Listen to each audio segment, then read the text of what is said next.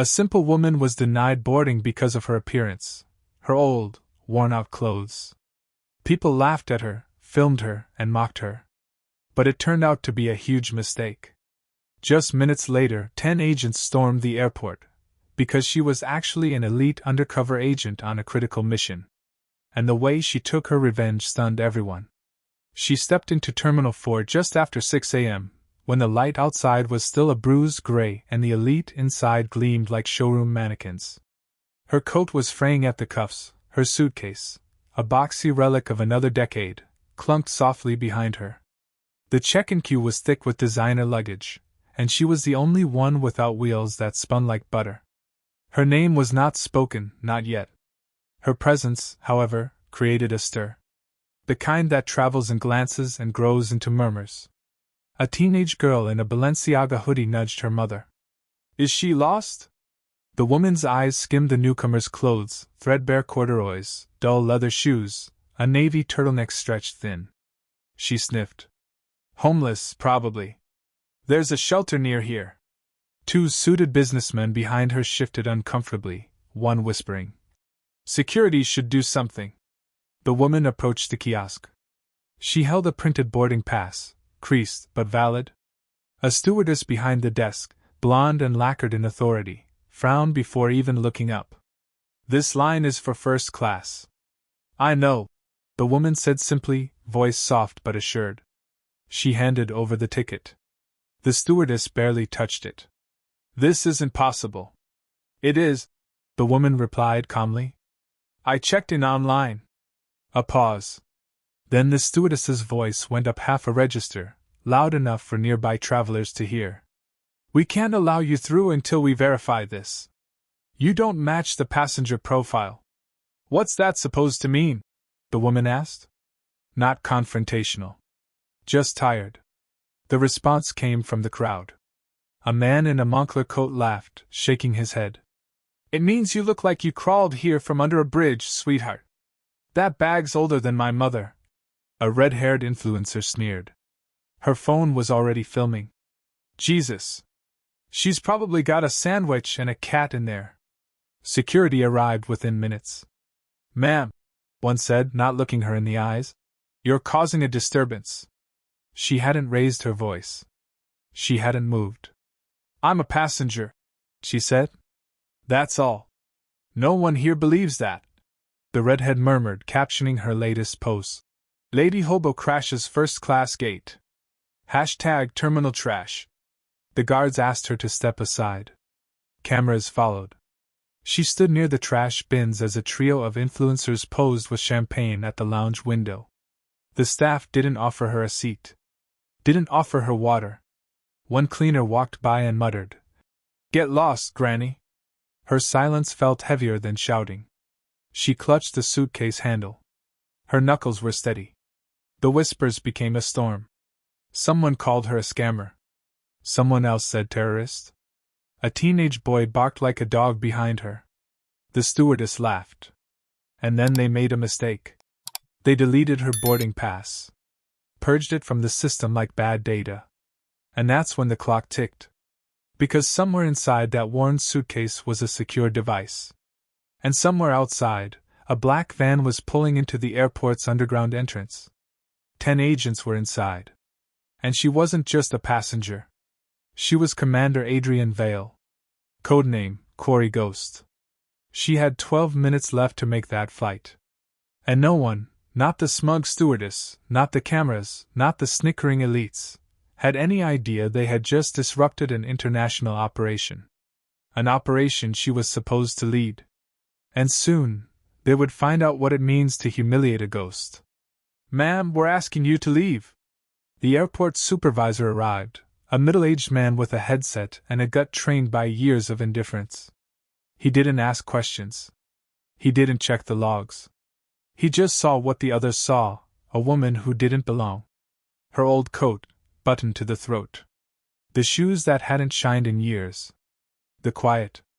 "Escort her out of this secured area," he told security. "She's not verified." "But I was," she said quietly. Her voice was neither raised nor trembling. It cut sharper than if she'd screamed. The agent beside her didn't flinch. "Ma'am, you're disrupting boarding for premium guests." Behind them, the digital departure board flickered. Flight 871 to Vienna. 8:10 a.m. On time. The gate was closing in 24 minutes. The whispers had turned to outright laughter now. An older man in a silk scarf leaned in toward his companion and said loudly, "This is what happens when airports let in charity cases." A woman in a pearl-white coat took a selfie with the scene behind her, the woman in worn clothes barely in frame, her caption already typed. "First class riffraff, LOL. Where's TSA when you need them?" Another influencer live-streamed it. "She's pretending to be a passenger," she said with mock sincerity. She even printed a fake boarding pass. "Girl boss of the streets." A teenage boy barked again, louder this time. His father didn't stop him. He laughed and offered him a protein bar. No one stepped in. No one asked if she needed help. No one noticed that her shoes were military grade beneath their age. That her coat was cut to conceal body armor. That her eyes, calm and patient, had once watched a war-zone skies for hours without blinking. No one cared. "Lady," someone jeered, "just go to the food court. You don't belong on that plane." They were filming from every angle. Humiliation, harvested like content. When one of the security guards reached for her arm, she stepped back, not flinching, not angry, just cold. "I strongly advise you," she said, "not to touch me." He scoffed. "And what are you going to do about it?" She didn't reply. But someone else did. "Drop that hand. Now." The voice came from behind the security gate. Calm. Male. Laced with steel. 10 men in charcoal suits and earpieces were walking toward the crowd in perfect formation. Their coats swayed slightly, each step synchronized like a metronome of threat. The terminal fell silent. The laughter died mid-choke. The first man reached into his jacket and flipped open a badge. "Federal Tactical Liaison Division. Level Omega clearance." "Step away from Commander Vale," he said. Gasps rippled through the air. "Commander?" She was supposed to board that plane quietly. The second agent added, voice flat. She was operating under full diplomatic cover. "You've just compromised an international security mission. Everyone who interfered," the third one said, scanning the crowd with practiced calm, "will be detained and processed." The woman in the pearl-white coat dropped her phone. The red-haired influencer dropped her drink. The teenage boy's bark died in his throat as his father took a step back. The stewardess who deleted the boarding pass turned a shade of gray not seen in nature. "This has to be a mistake," she whispered. But the agent ignored her. He turned to Commander Vale. "Are you secure, ma'am?" She nodded once. "I'm ready." Then, for the first time since stepping into that terminal, she looked directly at the crowd. No rage. No threat. Just quiet, flawless contempt. "You should have let me board," she said, voice smooth as ice. "You would have been fine if you just ignored me." Then she picked up her suitcase, still clunking softly, and walked toward the gate. Behind her, the agents stayed. Because justice had to be done. And no one humiliates Quarry Ghost and walks away clean. The agents fanned out like chess pieces, silent, precise, unstoppable. Terminal 4 wasn't laughing anymore. Passengers who had mocked her shrank behind sunglasses and scarves. Some deleted their posts in trembling haste. Others couldn't unlock their phones fast enough to hide the evidence. Too late. One agent stepped toward the red-haired influencer. "You live-streamed her face. Your footage compromised operational anonymity." I didn't know," she stammered, stumbling back. "She looked like. Exactly," he interrupted. "She was meant to."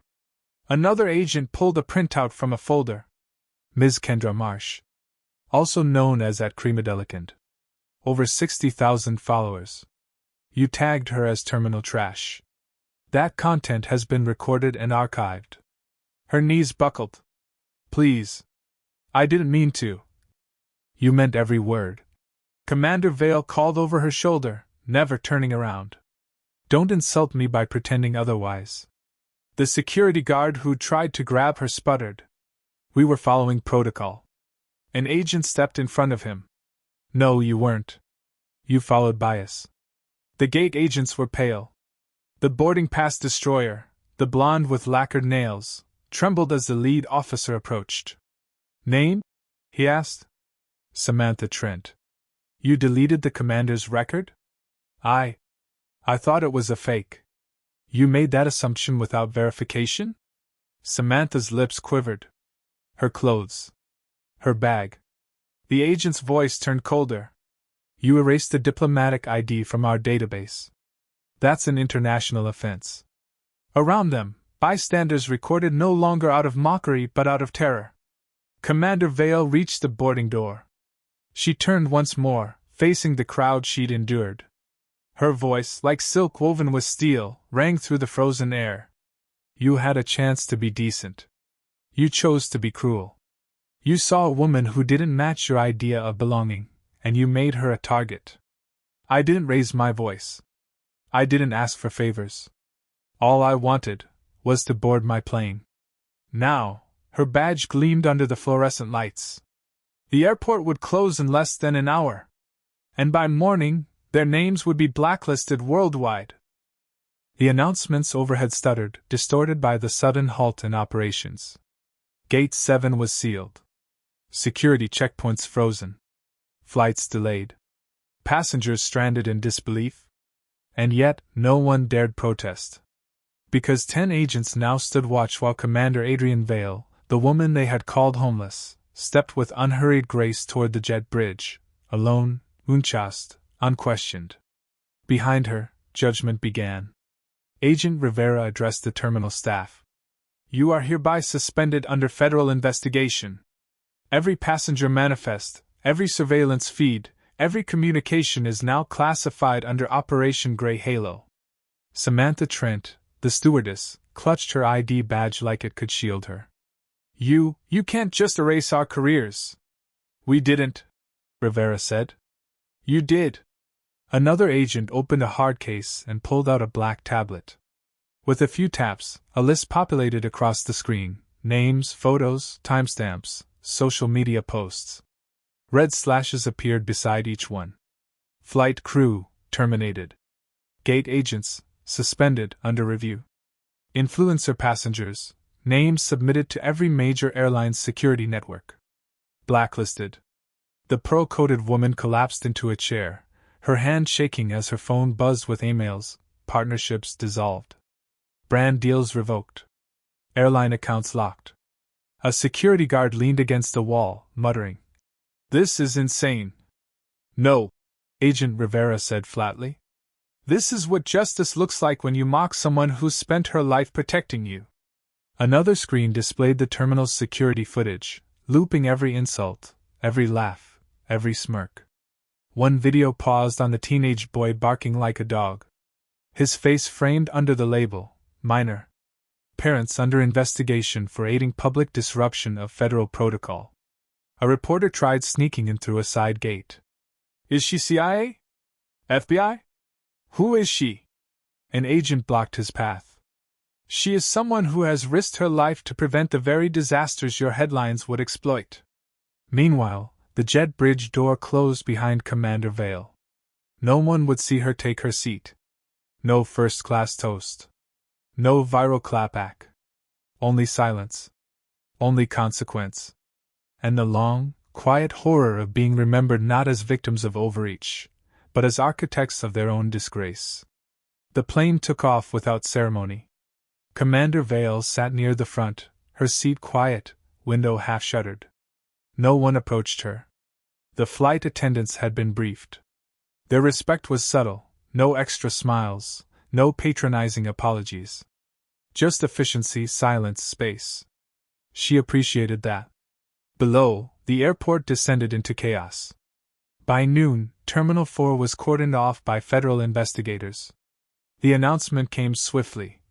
Due to a breach of diplomatic protocol and obstruction of an international operation, Terminal 4 is suspended indefinitely pending full investigation. The media didn't know what to report. Early articles fumbled for narratives. Mystery woman shuts down major airport. Elite passenger mistaken for homeless hero? None of them got it right. Not yet. But the footage was unavoidable. Clips of her humiliation, followed by the arrival of the agents, had gone viral across every platform. Only now, they carried a different tone. Comments had flipped. This wasn't funny. It was disgusting. They laughed at her because she wasn't rich. She could have died for this country. I hope every person in that terminal gets blacklisted for life. Corporate offices responded next. By 3 p.m., every airline affiliated with the gate staff had released statements. Zero tolerance. Internal reviews. All involved parties under investigation.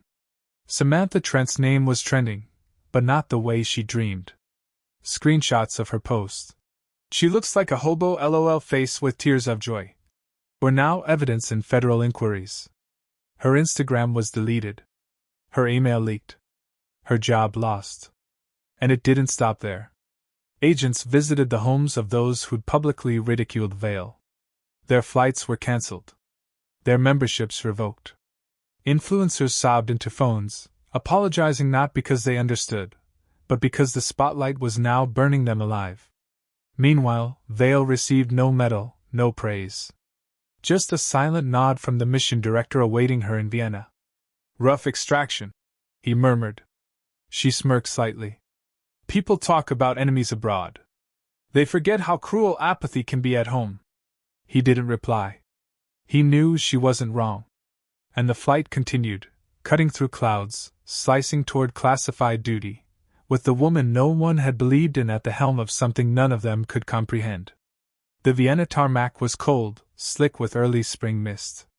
A black sedan waited beside the private terminal, engine low, windows blacked out. Commander Vale stepped down the staircase, not escorted, not saluted. Just seen. Two men stood by the car, one in a field jacket, the other in a pressed gray suit with the crest of the directorate embossed in silver on the lapel.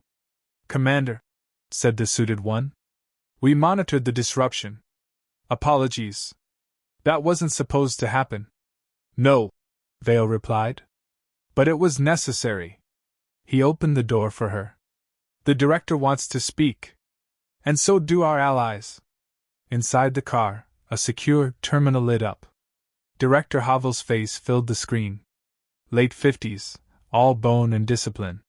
You were compromised. Yes, Vale said simply. And you didn't break protocol. I couldn't. Too many eyes. He nodded, slowly. You could have called an extraction. And alert half the world to who I am. They already did that. Silence stretched. Then, they've all been dealt with. You should know, TSA personnel who mocked you are facing federal discipline. The stewardess who erased your ID was arrested an hour ago. She was just the loudest. They all joined in. We noticed. The Department of Transport has revoked employment eligibility for 67 individuals. 39 airline staff are under house arrest. 11 social media accounts are under criminal investigation for unlawful doxing and impersonation. Vale's voice didn't rise. And the airport? Closed. Indefinitely. Outside the window, Vienna's dusk rolled in like ink on snow. Director Havel continued. Publicly, we'll say the shutdown was due to a breach of biometric security. Internally, we've submitted all footage to the Global Security Council. Then came the real question. And you, Adrian? Do you want to speak publicly? Set the record straight? She shook her head. They don't deserve the lesson. He watched her for a long moment. Then nodded once. No, they don't. The screen went black. And Commander Vale leaned back in her seat, the city lights blooming in the distance. Justice had already been served. And there was no wrath louder than silence after truth.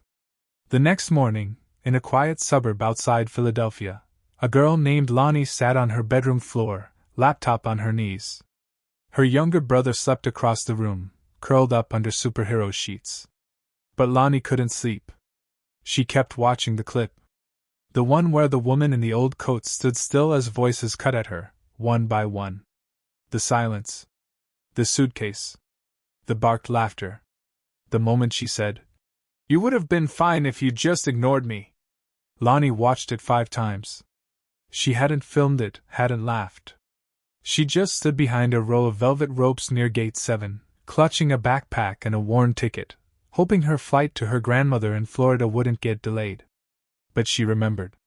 She remembered the moment when everyone turned against that woman like it was normal, like cruelty was part of boarding. And she had said nothing. Now, the world knew who that woman really was. Commander Adrian Vale. The Ghost. The headlines screamed it. Elite mock undercover agent, expose global operation. Hero humiliated before flying to prevent international attack. Hobo lady was the woman keeping them safe. Lonnie closed her laptop and stood at the window. Outside, the wind moved gently through a maple tree. Peaceful. The kind of peace Commander Vale had probably spent her life earning for people like Lonnie, people too scared to speak up when it mattered. She picked up her phone and opened a new post. "I was at Gate 7. I didn't say anything. And I should have." Commander Vale stood taller in silence than the rest of us did in our luxury. "I'm sorry. I will never be quiet like that again. #Ghost taught me #speak up." Within hours, the post would go viral. Not for the drama. Not for clicks. But because others, passengers, flight crew, even a janitor, began to share their own guilt. One by one, the silent watchers admitted it. They saw what happened. They froze. They laughed nervously. They looked away. And now, they couldn't forget her. By noon, a national newspaper published an op-ed titled, "She was the strongest person in the room, and we mocked her." Commander Vale never replied. She didn't give interviews. She didn't tweet back. But quietly, under a secured post office in Vienna, a letter was drafted. Handwritten. To the girl near Gate 7. "Your silence hurt, but your truth matters more now. Don't break for them. Break the cycle. AV. Because sometimes, the most important witnesses aren't the ones who act first. They're the ones who learn never to stay silent again." The task force called it Project Sundown. It wasn't public. It never would be. But behind closed doors, inside courtrooms, intelligence bureaus, and private boardrooms, Project Sundown was unfolding with ruthless precision. The Directorate had issued sealed directives to every cooperating airline, law enforcement agency, and civil oversight board. The instruction was clear: those who aided in the obstruction, humiliation, or exposure of Commander Vale's identity would face career consequences. And they did. Samantha Trent, former Gate supervisor, fired within 24 hours. Her pension frozen, all travel credentials revoked. Her social media, which had mocked Vale's coat and suitcase, had become evidence. She tearfully begged for mercy on a live stream. It was archived by the court. Not forgiven. Trevor Marsh, the teenage boy who barked like a dog. His parents had laughed along. Now both were placed under review by federal education authorities. His scholarship applications flagged. Not for punishment, but for reckoning. Kendra Marsh, his sister, had posted, "This is why we fly private." Her family's private accounts were subpoenaed. The marshals found videos mocking not just Vale, but other travelers too. One of them was a veteran with prosthetic legs. That man would later testify. The list grew. Flight attendants who laughed? Reassigned. Those who filmed? Blacklisted. 3 influencers who posted content with mocking hashtags, terminal trash, hobo hack, ghost granny, lost their sponsorships, modeling contracts, and blue checkmarks. Their apologies were as viral as their insults, but the damage was done. One cried on camera, "I didn't know she was important." A response tweet went viral. "You didn't need to know she was important. You just needed to know she was human." And yet, the consequences weren't limited to shame. 4 airline executives who authorized hush orders to suppress the footage were quietly forced into retirement. Their severance packages cancelled. Their names leaked by whistleblowers. One internal memo read, "They failed to protect not just a federal asset, but the very dignity of travel." Even the airport director, who never appeared on film, was replaced. The reason listed on official documents? Complicity through indifference. In a sealed room in Geneva, a United Nations ethics panel reviewed the entire case. Their conclusion: Commander Vale endured a systemic humiliation that revealed cultural rot. The integrity of civilian environments depends not on fear, but decency. And so Project Sundown continued, not as punishment, but as a warning.